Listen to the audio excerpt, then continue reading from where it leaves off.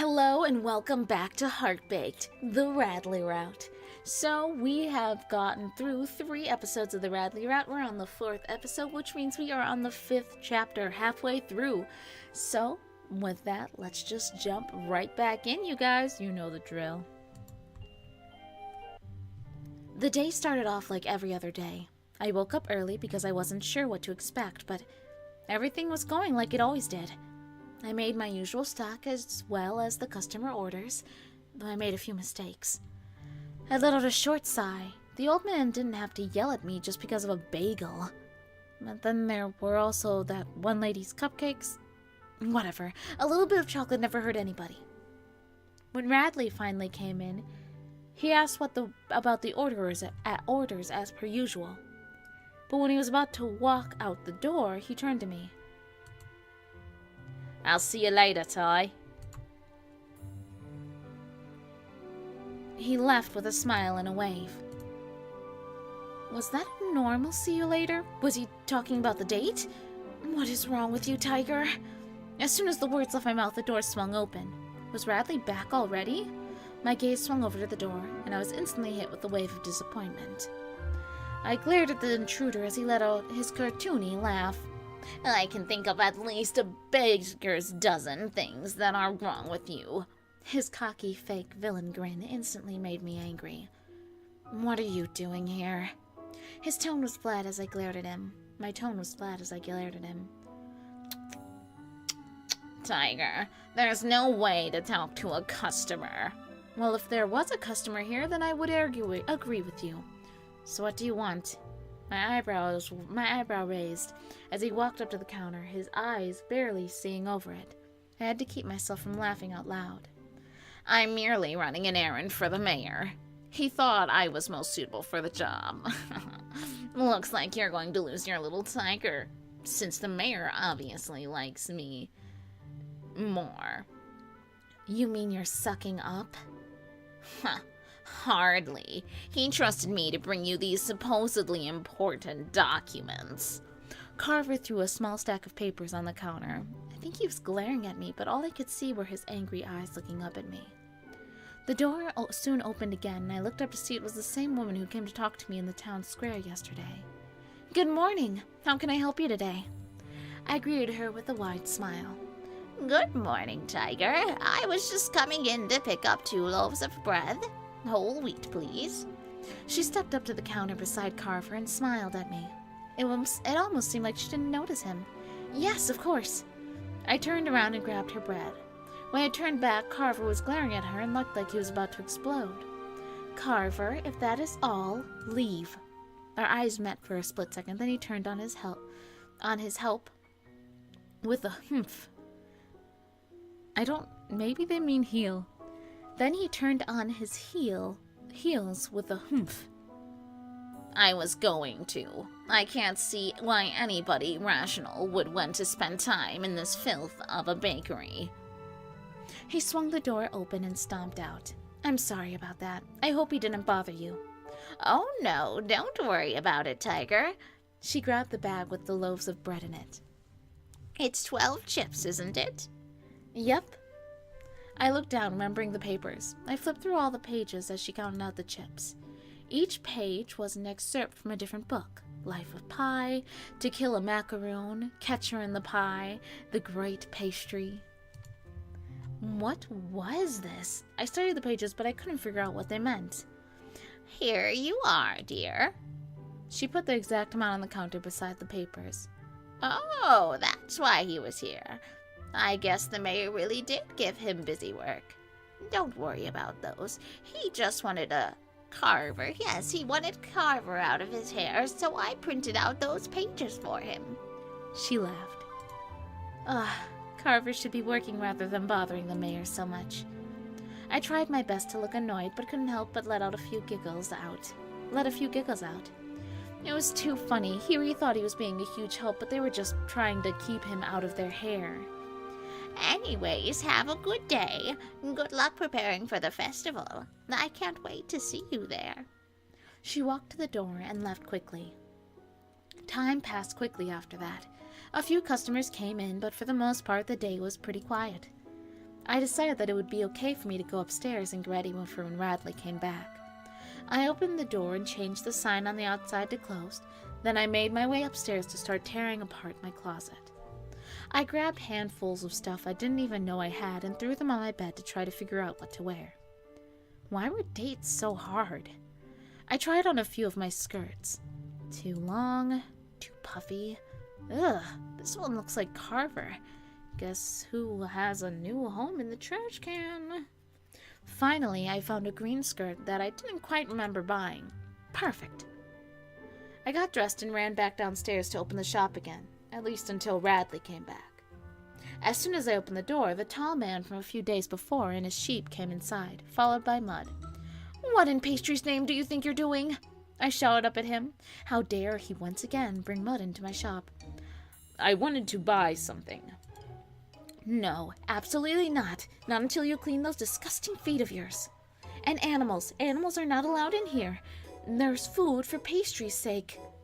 He looked around as if he hadn't noticed and frowned at me.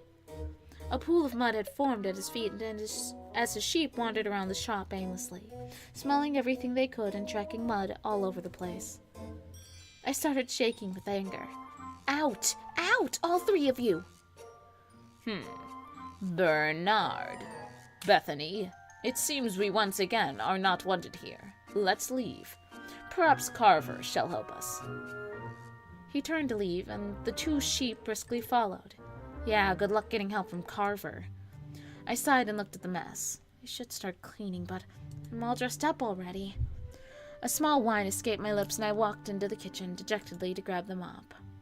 I filled up the bucket and was about to get ready to bring it out to the front when I heard the door open again. I ran to the front and saw Radley step in. "Radley, no!" "Huh? What's wrong, Ty?" "What's wrong, Ty?" He didn't seem to notice the mud-covered floor, and when he took a step forward, he slipped and landed in the puddle that Benjamin's feet had made.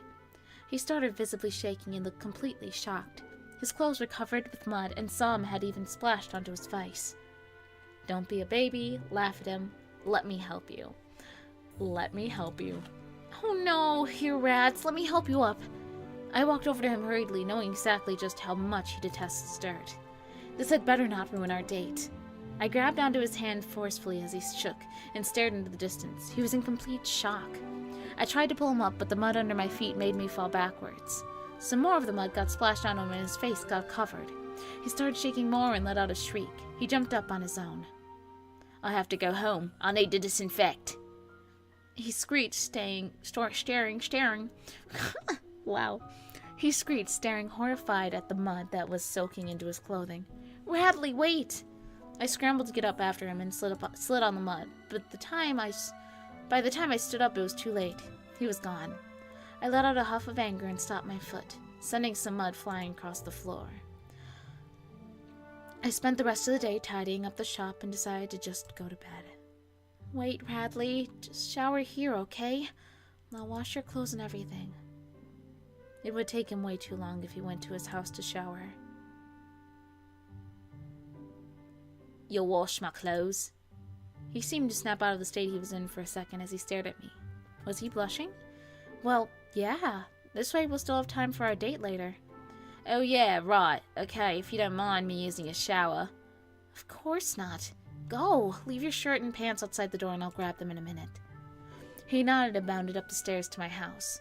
I finally looked back to the floor and let out a deep sigh. I'll just deal with this later. I closed up the shop again and walked upstairs. The shower was already running and was Radley singing? It was hard to hear above the sound of the water, but I pressed my ear to the door and yep, he was singing. What a weirdo. I grabbed his clothes and brought them to my washing area. Deciding that mine needed to be washed as well, I changed and threw them in with his. These are going to need to soak for a little while before I could get the dirt out. I thought about what to do while I waited and decided to start cleaning the floor downstairs for a bit. As much as I didn't want to, it had to be done. I couldn't leave my bakery in such a state of absolute filth. The pastry god would have my head for sure. 20 minutes later. 20 minutes later. I don't even know how they do it in the next song. 20 minutes later. The floor was finally clean. It wasn't so bad, just a lot of scrubbing, but nothing old Tiger couldn't handle. I dumped the muddy water in the back and admired my work as the floor sparkled as if it were brand new, or as if Radley had cleaned it. Speaking of Radley, his clothes should be done by now. I ran up the stairs and scrubbed the mud out with ease, taking each article of clothing out of the basin and wringing the warm, soapy water out. They were ready to hang outside to dry. Hopefully they don't take too long. It is rather dry out today. It should be fine. 30 minutes later. What is taking Radley so long? I glared up from the book I was reading to the bathroom door. The water was still going. I peeked outside and sighed. His clothes should be ready by now. I meandered my way down the stairs only to find... Oh my pastries. Not again. No, no, no, no, no, no. What are you doing here? Didn't I tell you to get out? Not only that, but my shop is closed. I shouted at the giant who stood in the doorway, looking around as if he didn't even know what he was doing. I washed my feet, and the sign on your door doesn't say that you are closed. My eyes went from his face to the still open door, which did say open, to his feet. I always press the right click button. I'm terrible. I think I'm going to die. Or kill him. His feet were soaked and his woolen pants dripped water all over the place. The floor that I had just cleaned. Out. Get out. I glared at him. But I washed my feet. Will you allow me to purchase something now?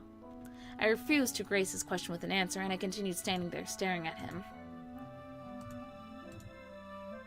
Okay, I will leave then. Oh, Benjamin. You know, like, once you play the other routes, like, you just, like, feel bad that she's mean to him. At least I do. I feel bad that she's mean to him, because I'm like, Benjamin, baby, no, don't be upset. Karma, baby, no, don't be upset. And I'm just like, Benjamin, no. He turned and walked dejectedly out of the bakery, and I couldn't help but feel a little bad. Yeah, you should feel bad.